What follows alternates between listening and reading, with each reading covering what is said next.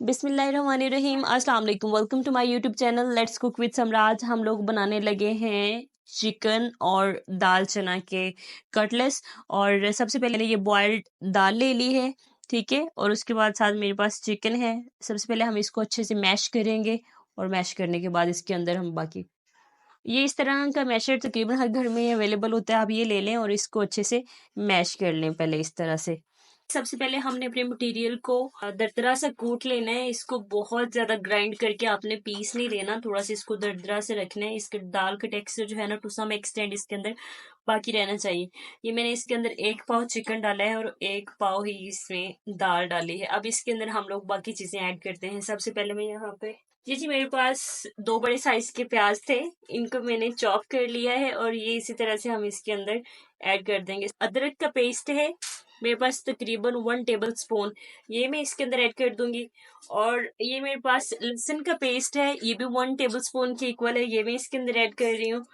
अब ये मेरे पास सब्ज मिर्चों का पेस्ट है, ये भी 1 टेबल स्पून के इक्वल है, ये भी मैं इसके अंदर ऐड कर देती हूँ।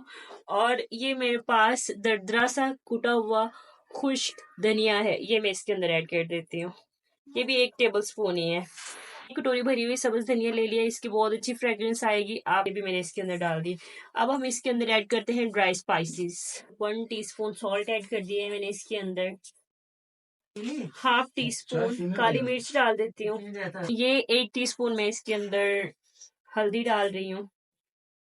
ये 1/2 टीस्पून चिली फ्लेक्स है मेरे पास, ये मैं इसके अंदर ऐड कर रही हूँ। ये मेरे पास साबुत जीरा है 1 टीस्पून, इसको हम अच्छे से ऐसे मल के इसके अंदर डाल देते हैं। ये कुटी हुई सुर्ख मिर्चें हैं मेरे पास, ये मैं इसके अंदर ऐड कर रही हूँ तकरीबन 1/2 टीस्पून। अब हम इन सारी चीजों को अच्छे से मिक्स कर लेंगे और इसका एक पेस्ट लाइक स्ट्रक्चर बना लेंगे। ये अंडा फेंट लिया है मैंने और अब हम इसको इस मटेरियल के अंदर ऐड कर देते हैं। साथ ही हम ये 2 टेबल स्पून इसके अंदर बेसन ऐड करेंगे इसकी बाइंडिंग के लिए। अंडा ऐड कर दिया तो अब ये अच्छे से मिक्सर जो है वो हमारा बन जाएगा। लेकिन अगर आपको फील हो कि ये अच्छे से बाइंड नहीं हो रहा, फिर आप इसके अंदर थोड़ा सा पानी ऐड कर सकते हैं। पहले तो आपने इस तरह का मोल्ड ले लेना है। मोल्ड ये ना भी हो तो आप इजीली इसको उनके साथ भी ये टिक्कियाँ बना सकते हैं। इस तरह से कोई शापर लें, ये उसके ऊपर रखें और इसके अंदर मटेरियल डालें और फिर इसको निकाल लें। बड़े ये इस तरह से आपने इस मोल्ड के अंदर डालना है मटेरियल। अब इजीली आप इसको ये देखें जी, शापर हटा दें और आपकी ये जो बहुत अच्छे से टिक्की तैयार हो चुकी है। इसी तरह से आपने सारी बना लेनी है।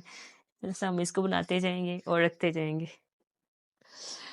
ये जी मैंने 1 बाय 1 करके सारे बना लिए हैं और तकरीबन 1/2 kg मटेरियल का ये काफ़ी ज़्यादा सारे हमारे पास बन गए। मैंने ये जी एक प्लेट में मैंने ले लिए हैं ब्रेड क्रम्स। ये ऑप्शनल है, आप अगर यूज़ करना चाहें तो ठीक है, अदरवाइज़ आप इसको स्किप कर सकते हैं। दूसरी प्लेट में मैंने ले लिया एक अंडा, इसको हम अच्छे से बीट करते हैं।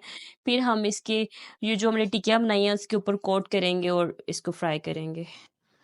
ये जी हमने एक पैन ले लिया, इसको रखते हैं चूल्हे के ऊपर और इसके अंदर डालते हैं ऑयल। क्योंकि हमने शैलो फ्राई करना है तो हम इसके अंदर 4 to 5 टेबल स्पून ऑयल डालेंगे, ज़्यादा नहीं डालेंगे।